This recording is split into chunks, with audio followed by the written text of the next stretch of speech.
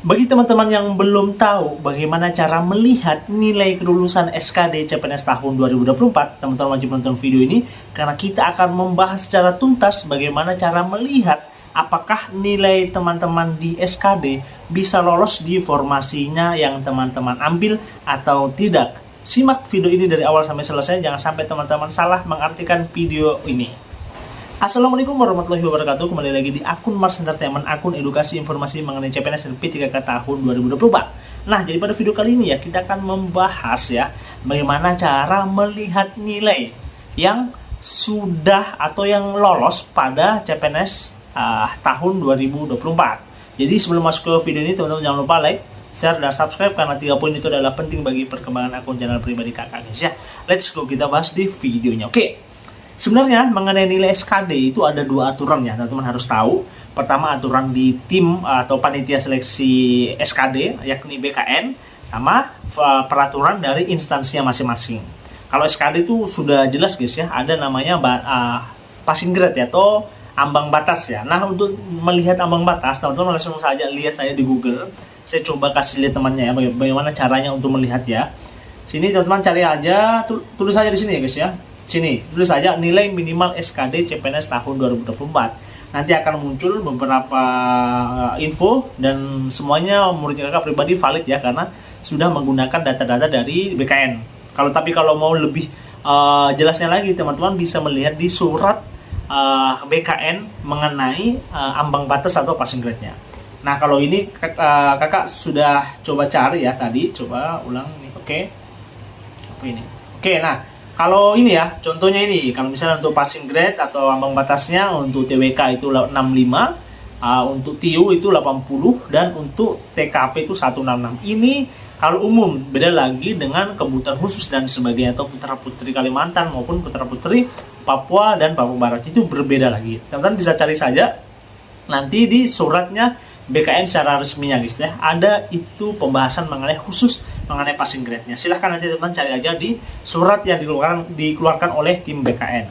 Nah, selanjutnya, itu aturan pertama guys ya, aturan pertama. Jadi ketika nilainya teman-teman SKD ya sudah melebihi passing grade tersebut, otomatis teman-teman masuk di tahap pertama. Jadi persyaratan pertama teman-teman sudah bisa lolos. Pertanyaannya, masih ada syarat lagi kedua. Syarat kedua adalah formasi. Jadi ada syarat dari formasi mengenai nilai dan perankingan. Ini yang penting. Nah, setiap instansi juga berbeda, tergantung instansinya. Nah, saya akan mencontohkan saja dari lingkungan hidup guys ya. Jadi teman-teman kalau misalnya dari Kemenak atau apa ya, silahkan teman-teman guys ya. Tapi ini saya mencontohkan di Kementerian KLHK CPNS tahun 2024. Nah, teman-teman kalau lingkungan hidup ya, teman-teman lihat saja di sini, tulis saja KLHK 2024 CPNS. Nanti akan diarahkan ke model website yang begini.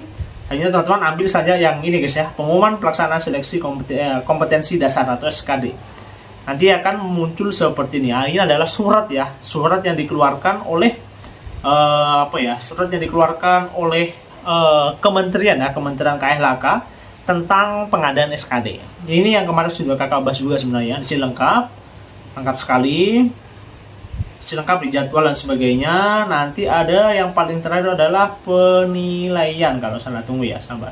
Nah, ini nomor 7 ya, sistem kelulusan. Saya coba baca pelan-pelan ya supaya teman-teman itu ngerti gitu guys ya. Sistem kelulusan SKD CPNS 2024 Kementerian Lingkungan Hidup dan Kehutanan tahun 2024 sesuai dengan peraturan Kementerian Pendayagunaan Aparatur Negara dan Reformasi Birokrasi Republik Indonesia Nomor 6 tahun 2024 tentang pengadaan pegawai aparatur sipil negara dan keputusan Menteri Pendayagunaan Aparatur Negara dan Reformasi Birokrasi Republik Indonesia nomor 344 tahun 2024 tentang penggunaan nilai seleksi kompetensi dasar anggaran tahun 2023 dalam pengadaan pegawai negeri sipil tahun anggaran 2024. Jadi ada 3 poin yang teman-teman harus pahami di sini ya.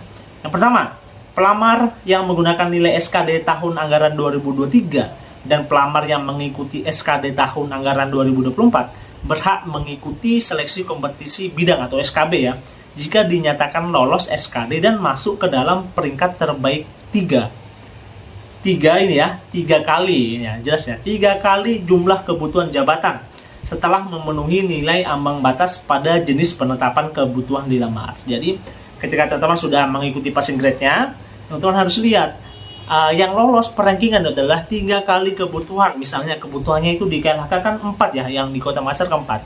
Jadi otomatis yang masuk perankingan itu cuma 12. Nah, untuk selebihnya 12 berarti tidak lolos di mengikuti SKB. Jadi walaupun dia sudah masuk di passing grade, sudah lewat jauh misalnya ya, tapi kalau perankingannya dia tidak masuk, otomatis dia tidak akan lolos di SKD gitu guys ya.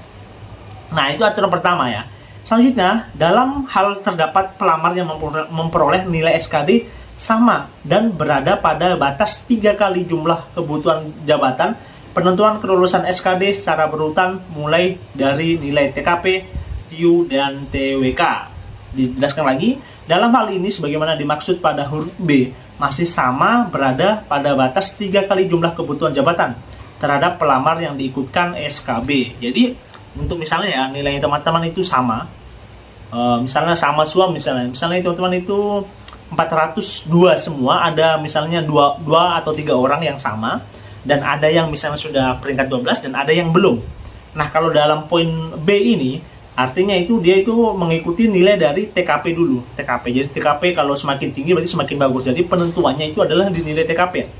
Semakin tinggi nilai TKP-nya teman-teman, bisa jadi teman-teman lebih tinggi perankingannya kalau nilainya sama gitu guys ya. Nah, coba kita perjelas lagi, coba tunggu dulu ya. Oke, masih 6 menit. Oke, selanjutnya sini, dalam hal nilai semuanya dimaksud pada huruf B, jika masih sama dan berada, nah misal kalau masih sama ya, TKP-nya sama, TIU-nya sama, TWK-nya sama, nah itu masih bisa diikutkan di SKB. Ingat, masih bisa diikutkan SKB kalau sama-sama semua nilai TKP, TIU, dan TWK. Misalnya di peringkat ke 11, 12, sama 13 ya, 11 sama 12 itu sama persis, sama dengan 13 juga sama persis. Nanti berarti perankingannya nanti di SKB tidak berhenti di angka 12, tapi di angka 13 karena nilainya sama-sama persis dari TKP, TIU maupun TWK-nya gitu guys ya. Misalnya kejadian begitu. Nah, itu sebenarnya cara untuk melihat apakah teman-teman bisa lolos, atau dalam artian bisa melihat ya secara cepat apakah teman-teman bisa lolos atau tidak gitu guys ya. Nah, untuk melihat jumlah kebutuhannya teman-teman bisa lihat saja di akun SSCSN di sini. Lihat saja di sini ya, paling bawah saja di sini teman-teman nanti cari aja formasinya teman-teman, entah di KLHK lah, di Kemenak, di formasi yang berapa, dibutuhkan berapa, ada semua di sini guys ya. Tinggal tulis saja jenjang pendidikannya, program studi, instansi maupun jenis pengadaan. Nanti ada formasinya teman-teman gitu guys ya. Jadi sebenarnya untuk walaupun sekarang ya pengumuman masih belum ada karena tanggal 17 sampai 19 November itu baru pengumuman, tapi ya kita masih bisa melihat gitu ya apakah peluang kita lolos itu tinggi atau memang sudah jauh sekali gitu ya. Teman-teman bisalah menghitung sendirinya, tapi jangan sampai teman-teman tidak mempersiapkan diri untuk SKB, karena SKB itu lebih penting ya, karena dia 60% untuk penilaian gitu guys ya. Oke, mungkin sekian ya video dari kakak, kurang dan lebihnya mohon dimaafkan. Jika teman-teman misalnya nanti ya ada pertanyaan, silahkan di kolom komentar. Kalau misalnya teman-teman butuh penjelasan, silahkan di kolom komentar juga. Ini nanti akan kakak jawab sebisanya kakak. Oke, sekian. Assalamualaikum warahmatullahi wabarakatuh.